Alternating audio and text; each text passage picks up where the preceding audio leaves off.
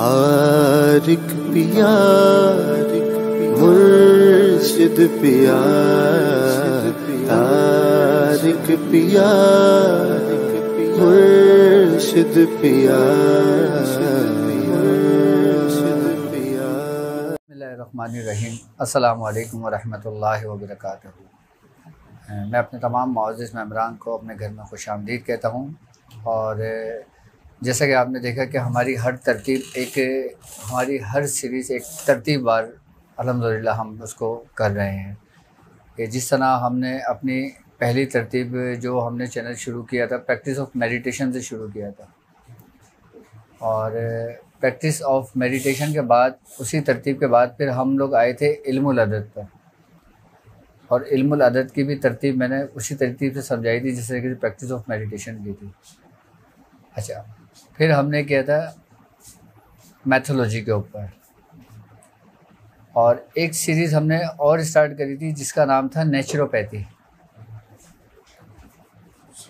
क्योंकि नेचुरोपैथी भी इस रास्ते में चलने के लिए समझने के एक इंतहाई ज़रूरी है, क्योंकि आपको अच्छी सेहत और तंदुरुस्त जिस्म जब तक नहीं होगा आप आगे सफ़र नहीं कर सकेंगे।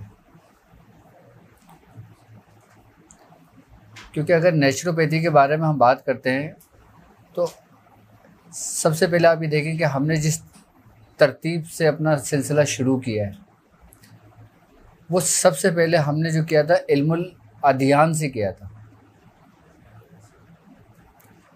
इल्मुल अदियान क्या है? इल्मुल अदियान के बारे में कहते हैं कि इल्मुल अदियान बेसिकली दुनिया के जितने भी मज़ाहिब हैं ना वो दीन का उलूम है, जिसमें मैं हुज़ूर फरमाते हैं कि जो 104 सहीफ़े और 4 आसमानी जो किताबें उतरी थी उनकी तादाद बनती है 108, और 108 का जो अदद है ना वो हक़ का है। अच्छा, इल्मुल अदियान जो है ना इसके लिए एक ज़ाहिर है और एक बातिन है। इसका बातिन क्या है? इसका बातिन है इल्मुल मार्फत, यानी कि सुलूक का रास्ता, यानी कि एक रूहानी सफ़र। इल्मुल अदियान की मिसाल ऐसी है, इसकी हैसियत ऐसी है कि जैसे दूध, और इल्मुल मार्फत और सुलूक का जो इल्म है उसकी हैसियत ऐसी है जैसे मक्खन, और जो इसका ज़ाहिर है उसकी हैसियत ऐसे है जैसे इसकी छाछ। अच्छा, 3 किस्म के ये उलूम हैं, इल्मुल अदियान, इल्मुल अब्दान और इल्मुल अर्दियान। इल्मुल अब्दान जो है ये इल्म है इंसान की तख्लीक का, इंसान की पैदाइश का, कि इंसान के अंदर अल्लाह रब्बुल इज़्ज़त ने क्या क्या इसरार रखे हैं और इसकी जो पैदाइश है वो किस तरतीब और किस तरीके से है।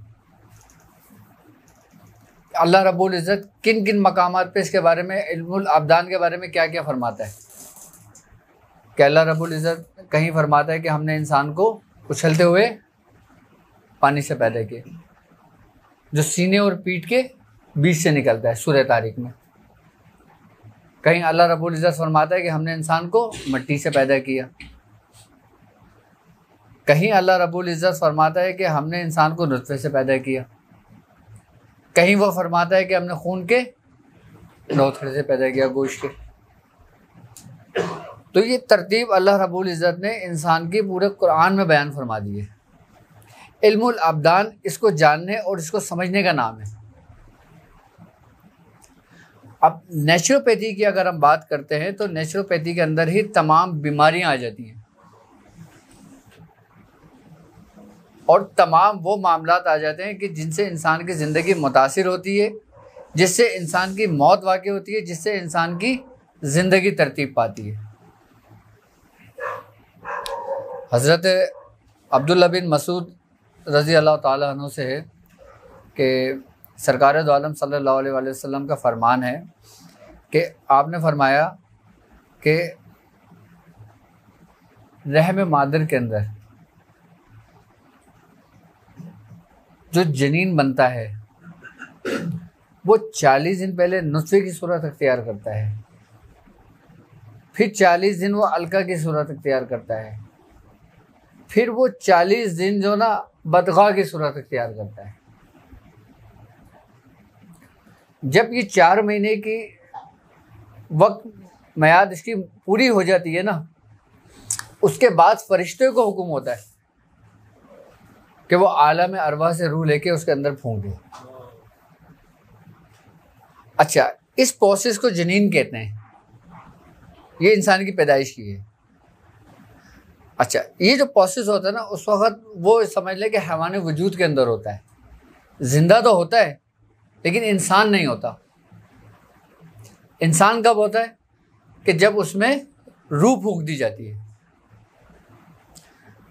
सूरह 3 में है ना कि अल्लाह रब्बुल इज़्ज़त क्या कह रहा है कि वत्तीनी वज़ैतूनी वतूरी सिनीना वहादल बलदिल अमीन, कसम है तीन की, जैतून की और तूर सिनीन की, यानी कि अमानत वाले शहर की, कि लक़द खलक़नल इंसाना फ़ी अहसनि तक़वीम, कि हमने इंसान को बेहतरीन तरतीब से बनाया, बेहतर ऐसा तरीके से बनाया।